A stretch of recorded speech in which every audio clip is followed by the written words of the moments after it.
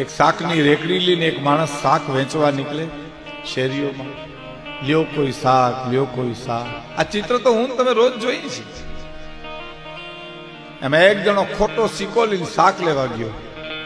શાકવાળાએ સિક્કો લઈ લીધો, શાક દઈ દીધો, જોઈ લીધો ખોટો સિક્કો છે, શાક આપી દીધો.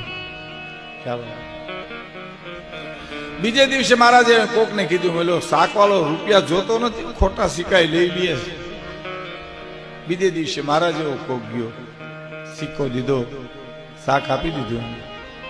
ત્રીજી કોક બીજું, સાહેબ મેં સાંભળ્યું છે આખી જિંદગી માણસ મજૂરી કરી ને શાકની રેકડી ફેરવતો હતો અને દુનિયાના માણસ ખોટા સિક્કા લઈને શાક લેવા આવે તો દઈ દેતો હતો, પણ એનું જ્યારે મૃત્યુ નજીક આવ્યું, એની જ્યારે સંધ્યા ઢળતી દેખાણી, ત્યારે એને માને પ્રાર્થના કરી, હે મા અંબા, હે ભગવતી, હે રામ, હે કૃષ્ણ, હે શિવ, આખી જિંદગી મેં પણ એક પણ ખોટો સિક્કો પાછો નથી વાળ્યો. હવે તારા દરબારમાં આ ખોટો સિક્કો આવે છે, એને પાછો ન વાળતી, એને તું સ્વીકારી લેજે.